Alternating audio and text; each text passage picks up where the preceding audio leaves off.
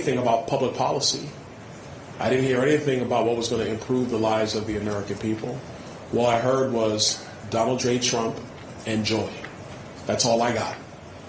That is not a vision, and those aren't plans for the American people. And one of the things that was definitely not talked about, because the Democrats cannot talk about this, is crime. You see, what you'll have a lot of mayors, Democrat mayors will say around the country is that crime is down.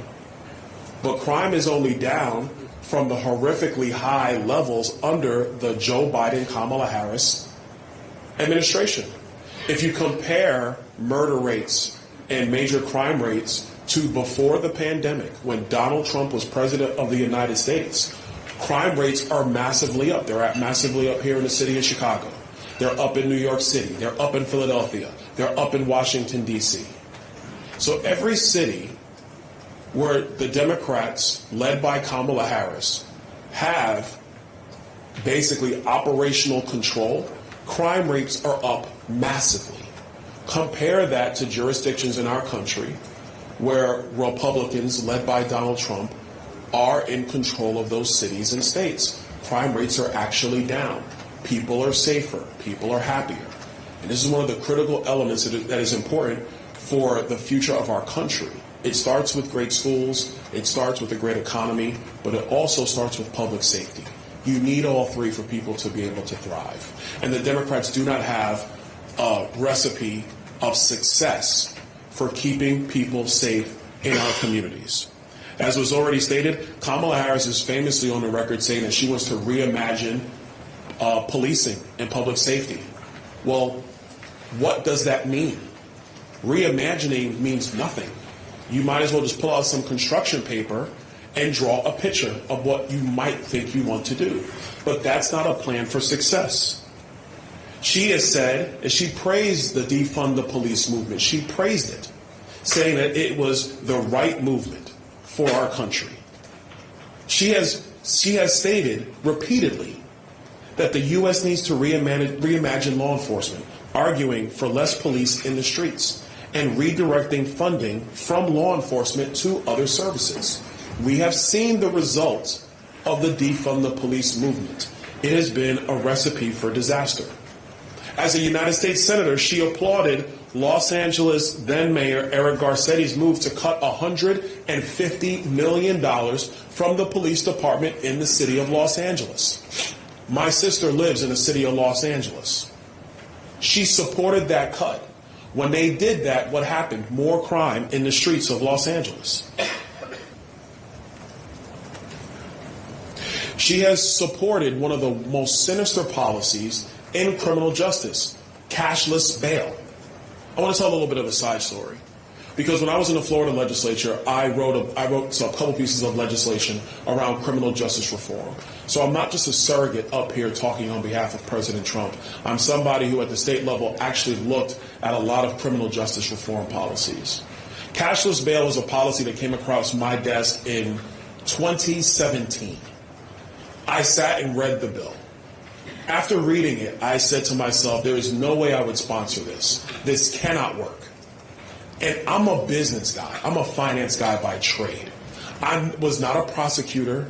I did not have a career in law enforcement. But I could clearly see that moving to cashless bail would be devastating for communities. She supported that policy. In 2017, when she was in the United States Senate, she introduced a bill to incentivize states to move towards cashless bail. Cities in our country that have used cashless bail, like New York City, my former home city, have realized that all it creates is a turnstile for criminals to be arrested and go right back out on the streets. It decreases morale amongst law enforcement. And when it comes to law enforcement, and this is where I'm going to end, but when it comes to law enforcement, what we have seen is a massive decrease in morale amongst the people who serve every community in America. Law enforcement officers today, they're white, they're black, they're Hispanic. They come from these communities, they want to serve these communities, they truly believe in public safety. The Police Executive Research Forum found that a nationwide decline of 4.8% in police numbers compared to 3 years ago. People are leaving the profession of being a police officer and keeping our community safe. Why? Because they're not getting the support from people like Kamala Harris and people like Tim Walz. So what happens to these communities if law enforcement isn't getting the support? Their ranks are decreasing. And when the ranks decrease, communities are less safe. More than 2,500 police officers resigned from the New York City Police Department in 2023, a 43% increase over the 2018 number of resignations. 43%. In Washington, D.C., the police force is at its smallest size in 50 years, amongst a staggering rise in carjackings and homicides. And all of us, all we need to do, go to a CVS, go to a Walgreens, go to a Duane Reade, and what you will find is that every common product, from lotion to toothpaste to deodorant to razors, they're all behind plexiglass now.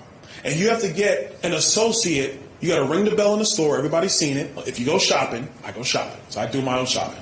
You ring a little bell, it goes ding, ding, come to aisle, blah, blah, blah, and you got to wait for somebody to come to that aisle, and then they unlock the case for you to get the items that you want to buy. That demonstrates how unsafe these communities are. And they are unsafe because of the radical policies of the Democrat Party led by Kamala Harris.